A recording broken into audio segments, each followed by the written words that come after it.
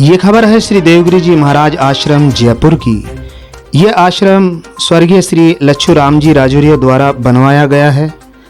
पहले यहाँ शिव जी के मंदिर का निर्माण करवाया गया। संत श्री देवगिरी जी महाराज के संपर्क में आने के बाद इसी मंदिर परिसर में महाराज के लिए आश्रम बना दिया गया है। मंदिर में श्री देवगिरी जी महाराज की प्रतिमा स्थापित कर दी गई है। गोविंद देव जी व हनुमान जी की प्रतिमा भी इस मंदिर में लगी हुई है। रोजाना बस्ती के भक्तों के द्वारा मंदिर में सेवा, पूजा व आरती की जाती है। देवगिरी जी महाराज की शिष्या मीरागिरी जी महाराज श्री देवगिरी जी महाराज की आज्ञा अनुसार इसी आश्रम में रहकर भक्तों को भक्ति की राह में चला रही है। इस आश्रम में 11 पूर्णिमा और अमावस्या को हर महीने सत्संग होता है। मीरागिरी जी महाराज के आश्रम में रसोई की पूरी व्यवस्था है। सत्संग भजन के लिए LED टीवी व माइक सेट की व्यवस्था भक्तों द्वारा कर रखी है। बाहर से कोई भी भक्त अगर आश्रम में आता है तो उसके लिए नाश्ते, भोजन व रहने की उचित व्यवस्था कर दी जाती है। बागरैन आश्रम की समिति के दुर्व्यवहार की वजह से मीरागिरी जी महाराज और मंडी खटीकान के भक्त बागरैन आश्रम में न जाकर अब इसी आश्रम में निर्वाण दिवस और गुरु पूर्णिमा पर सत्संग भंडारा व शोभा यात्रा निकालने लग गए हैं। 22 अप्रैल 2022 को हवन सत्संग और 23 अप्रैल 2022 को शोभा यात्रा और भंडारे का आयोजन किया जा रहा है। धर्म की जड़ सदा हरी रहती है। धर्म के कार्य में जरूर सम्मिलित होकर पुण्य लाभ कमाना चाहिए। इसी शुभ संदेश के साथ मैं पत्रकार ब्रिजेश कुमार नावरिया, दिल्ली क्राइम प्रेस, जयपुर से। नमस्कार, एक मुलाकात कार्यक्रम में आप सभी दर्शकों का हार्दिक स्वागत है। लीजिए आज आपकी मुलाकात करवाते हैं श्री देवगिरी जी महाराज की शिष्या मीरागिरी जी महाराज से। महाराज जी, आपको शत कोटि कोटि नमन। मैं चाहूँगा सबसे पहले आप जो हमारे दर्शक हैं उनको अपना परिचय दीजिए। ओम नमो नारायण। मैं देवगिरी जी महाराज की शिष्य मीरागिरी जी महाराज हूँ। मैं मंडी खटीकान में रहती हूँ, लक्ष्मी नारायण जी पुरी में, ज्योति जी की बगीची। तो ये मीराबाई जी का परिचय मीराबाई जी ने दे दिया। मीराबाई जी महाराज, मैं आपसे जानना चाहूँगा कि हर वर्ष की भांति जब मई का महीना आता है तो उसमें आप यहाँ आश्रम में कार्यक्रम करते हैं, जिसमें सत्संग और भंडारे का कार्यक्रम रहता है। तो मीरागिरी जी महाराज, मैं आपसे जानना चाहूँगा, क्या इस वर्ष भी जब महाराज का निर्वाण दिवस आता है 23 तारीख को, तो आप क्या कोई कार्यक्रम करने के लिए जा रहे हैं? मैं हर वर्ष की भांति मई के महीने में 22 मई का सत्संग, 23 का भंडारा होता है। यहाँ हर वर्ष करते आए हैं, करते ही रहेंगे। मैं आपसे ये भी जानना चाहूँगा कि अभी जो आप बता रहे हो कि भाई हर वर्ष करते हैं और करते ही रहेंगे, तो मैं आपसे ये जानना चाहूँगा कि जो सत्संग का कार्यक्रम आपके 22 तारीख को रहेगा, तो इसमें आप ही संत रहेंगे या बाहर से भी कोई संत आएंगे? बाहर से भी संत आएंगे और यहाँ के भी संत महात्मा है, सभी भगत जन आएंगे, सभी आएंगे। सभी का है सत्संग, और भी आओ, जो भी सुनो, जो सभी आओ। देखिए दर्शकों, मीराबाई जी ये कह रही है कि 22 तारीख को जो रात्रि को संपूर्ण रात्रि का जो सत्संग रहता है उसमें जयपुर के संत भी रहेंगे। इसके अलावा बाहर से भी संतों को बुलाएंगे। इसके अलावा कोई भी सत्संग में आ सकता है, सबका निमंत्रण मीराबाई दे रही है। 22 तारीख को सुबह आप हवन का कार्यक्रम भी करेंगे? 22 तारीख को सुबह हवन का प्रोग्राम है, शाम को फिर पूरी रात सत्संग है और सुबह रैली है, कलश यात्रा निकलेगी, फिर भंडारा है। अच्छा मीराबाई जी, मैं आपसे ये जानना चाहूँगा, जो 23 तारीख को जो शोभा यात्रा रहेगी वो कहाँ से कहाँ तक जाएगी, इसके बारे में भी हमारे दर्शकों को आप जानकारी दें। वो ध्रुवनाथ जी की बगीची से उठेगी और वहाँ से बजरंग नर्सरी से निकलती हुई और लक्ष्मी नारायणपुरी में होती हुई और गुरु महाराज के आश्रम पे आए। अच्छा, वापस यहाँ आश्रम पे आ जाएगी। और लेकिन जो शुरू होगी, दर्शकों आपको बताना चाहता हूँ कि मंडी खटीकान एक बहुत बड़ी बस्ती है, 5000 घरों की बस्ती है। यहाँ पर श्री ध्रुवनाथ जी महाराज का एक भव्य आश्रम और मंदिर बना हुआ है। वहीं से शोभा यात्रा आरंभ होगी। कभी भी कोई भी शोभा यात्रा अगर रवाना होती तो उसे कोई न कोई मुख्य अतिथि रवाना करवाता है। तो क्या आपने यहाँ पर किसी मुख्य अतिथि को बुलाया है? हर बार बुलाते हैं, अभी MLA साहब को बुलाए। देखो दर्शकों, आपको बताना चाहूँगा कि हर वर्ष कोई न कोई मुख्य अतिथि जरूर आता है रैली को रवाना करने के लिए। इस वर्ष भी इन्होंने जो यहाँ किशनपुर विधानसभा के जो विधायक हैं अमीन कागजी, उनको इन्होंने यहाँ पर बुलाया है।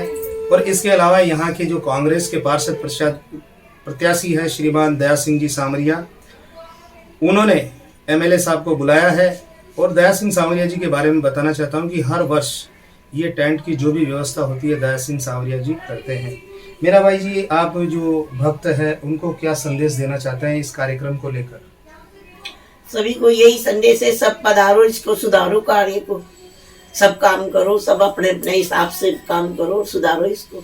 सभी का है, मेरा अकेली का थोड़ी है। देखिए मीरा बाई जी ये कह रही है, संदेश ये देना चाहती है कि जो भी गुरु भाई है, इसके अलावा जो भी बस्ती के रहने वाले हैं, सभी लोगों से निवेदन है, जो सत्संग प्रेमी है, भक्त प्रेमी है, उन सभी से मीरा बाई जी निवेदन कर दी कि ये आपका स्वयं का काम है, आइए और इस कार्य को संवारिए। 23 तारीख को जो कार्यक्रम होता है, 23 मई को महाराज के निर्वाण दिवस पर, इसके अलावा गुरु पूर्णिमा को भी कार्यक्रम होता है।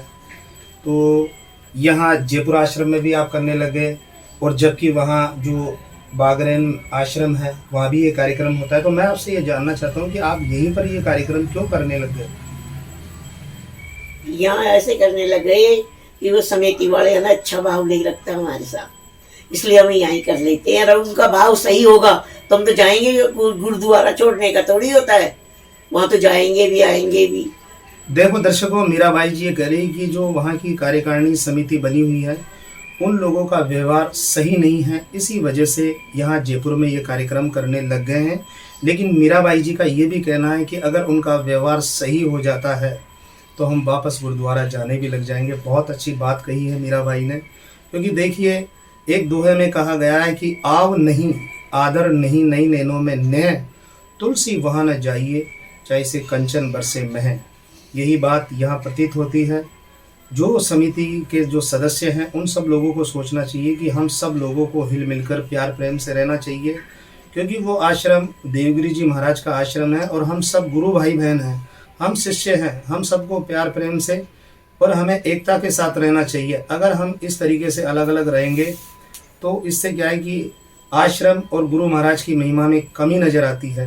तो मेरा तो सभी दर्शकों से और जो इस चैनल के माध्यम से जो कार्यकारिणी के सदस्य अगर ये कार्यक्रम देख रहे हैं तो उनसे मेरा तो यही निवेदन है कि आप अपने व्यवहार में सुधार लाइए, सबसे हिल मिलकर रहिए और प्यार प्रेम से रहिए और महाराज और आश्रम की महिमा को आगे बढ़ाइए। जो 23 तारीख को कलश यात्रा निकलेगी, इसके लिए क्या व्यवस्था है उसके बारे में बताएं आप। हम साड़ी देते हैं, कलश देते हैं, आओ सभी लोग, सभी इसके प्रति भाव रखो, आगे बढ़ाओ कार्यक्रम को, जितना आगे बढ़ाओ इतना अच्छा है। गुरु की महिमा जितनी करे जितनी अच्छी है। अच्छा मीरा बाई जी, अब मैं ये भी जानना चाहूँगा कि जो आप इतना बड़ा कार्यक्रम करते हैं जैसे सत्संग का शोभा यात्रा का, तो इसमें से जो आपके जो प्रमुख गुरु भाई जो देवगिरी जी महाराज के प्रमुख शिष्य हैं, तो उनके नाम बताने का भी कष्ट करें आप। सबसे पहले तो है जमनीलाल जी सांकला, किशोर जी सांकला, ब्रजेश नावरिया और नामजीलाल जी परिवा, ओम प्रकाश जी गोविंद्रा और दयाराम जी सामरिया। ये बहुत से शिष्य है जो उनके लिए अपने प्राण तक देने के लिए तैयार है, इतनी ये करते हैं, कोशिश है सब। महिलाओं के भी अगर आप नाम जानते हो तो वो बता दें। बता दो, गीता साकला, मनवर साकला और रुकमा परेवा और कस्तूरी राजौरिया आदि अनेक महिलाएं भी। कि यहाँ आश्रम पर रहते हुए आपको किसी प्रकार की कोई परेशानी होती है? पहले तो आप सबसे पहले मेरे इस प्रश्न का जवाब दीजिए। मेरे को कोई परेशानी नहीं है, मेरी खूब सेवा होती है, खूब संभालते हैं भक्त लोग और गुरु भाई सब संभालते हैं मेरे को, सब टाइम टाइम खाना पीना रहना सहना सब सही है। बागरेन आश्रम की जो कार्यकारिणी बनी हुई है वो आपका किस प्रकार से ध्यान रखती है, किस प्रकार से आपकी देखभाल करती है और किस प्रकार से आपका सहयोग करती है, इसके बारे में भी हमारे दर्शकों को बताएं। दिल्ली वाली कार्यकारिणी मेरी कोई ध्यान नहीं रखती, न कभी आते हैं न जाते हैं, न कोई संभालते, मेरे तो जयपुर वाला संभालते हैं और जयपुर वाले ही मेरा पूरा ध्यान रखते हैं। मीरा बाई जी, आज आपने बहुत हमें जानकारी दी और बहुत अच्छी अच्छी बातें भी बताई। अब बस मैं आपसे यही जानना चाहूँगा कि अंत में कार्यक्रम समाप्ति की ओर है, आप दर्शकों को जो भी देख रहे हैं, जो भी गुरु भाई बहन हैं, उनको क्या संदेश देना चाहते हैं? यही संदेश है उनको कि मेरे गुरुजी जो दे गए वचन उन पे चलना है और उनको निमाना है। जैसे मैंने नमाया वैसे ये भी नमाते रहे। हमेशा के लिए। देखिए दर्शकों, मीराबाई अंत में यही संदेश दे रही कि श्री देवगिरी जी महाराज ने जो हमें शिक्षाएं दी, जो हमें समझाया, उन सारी शिक्षाओं की पालना करते हुए अपने जीवन को सफल बनाना है। इन्हीं सब बातों के साथ मैं पत्रकार ब्रजेश कुमार नावरिया, दिल्ली क्राइम प्रेस, जयपुर से।